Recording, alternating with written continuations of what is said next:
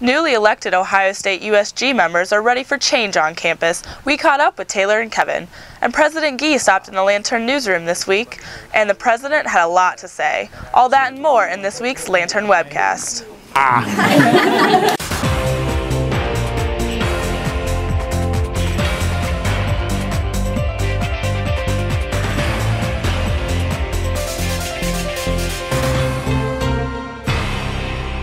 Thanks for joining us. I'm Caitlin Essig. Hate crimes and employee bonuses have been hot topics on campus lately, and when President E. Gordon Gee made his quarterly trip to the Lantern newsroom Monday, he touched on these topics and more. Arndt has the story. Making headlines both locally and nationally, hate crimes on OSU's campus have reached an unexpected high during Ohio State's final quarter ever. President E. Gordon Gee addressed the issue during his quarterly sit-down with the Lantern staff. You know, I don't want to be president of a university in which anyone feels uncomfortable, in which they feel unsafe. And when these incidents occur, it's a blemish on all of us. It's also an opportunity for all of us to recommit ourselves. And clearly, I think that's what we're doing. Earlier this month, it was revealed that 7 Ohio State employees received bonuses exceeding $1 million in 2011. Gee offered no apologies for the extra cash dished out. This is the American system. If you do well, then you're paid for doing well. If you don't do well, then they also will be penalized. And with an institution of an over $5 billion budget,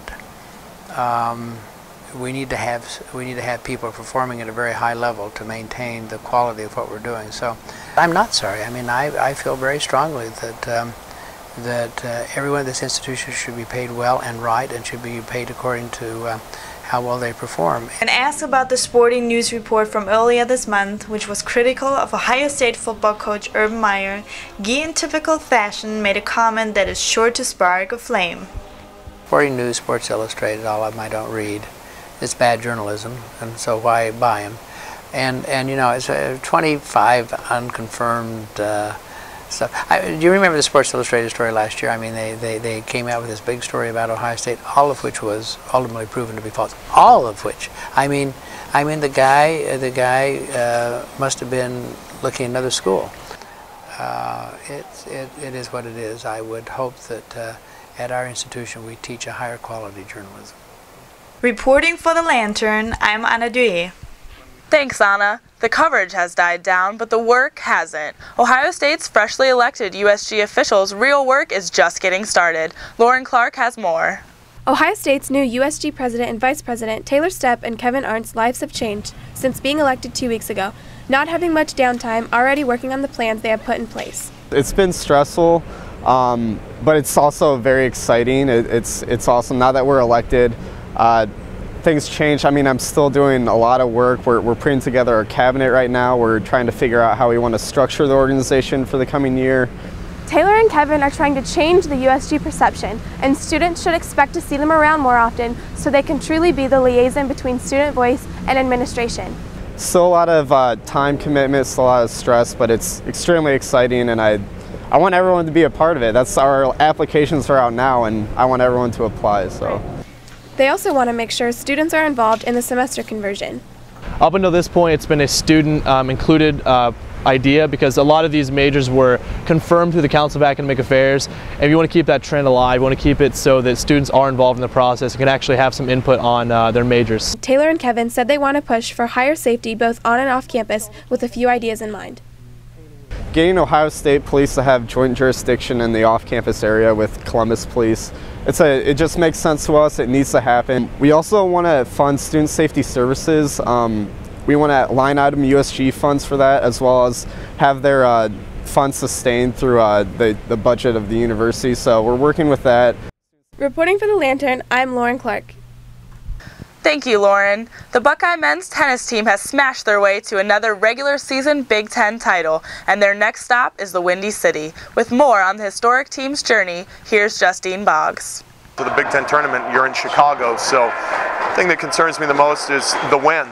In tennis, the wind is a huge equalizer. So if you get caught outside playing in 45-degree weather with 30-mile-an-hour winds, anything can kind of happen. The Ohio State men's tennis team will head to Northwestern after clutching a 7th consecutive Big Ten regular season title and being the only team in Ohio State history to do so. Players and coaches, after a very long season, said that the momentum they have right now after beating Michigan is huge for this tournament. We work hard every day. I mean, we put more hours into our tennis than other teams do, and we want to be out here every day. And I think, you know, when you put a bunch of people who are motivated and have the same goals together every day for, you know, 4 or 5 hours, I mean, you're going to get a lot of things done. But it is not just the efforts of this 2012 team.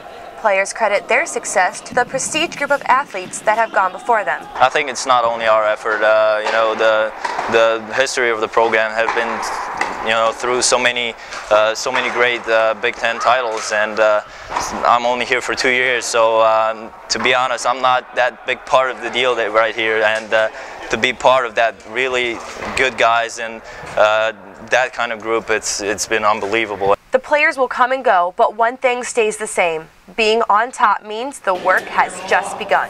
Everybody wants to beat you, and in the Big Ten, people are tired of hearing about us winning and how many titles we've won and doing this or that. So you better believe that every team comes in here thinking that it's their time to knock us off. We're just trying to fight and scrap to keep the streak going a little longer.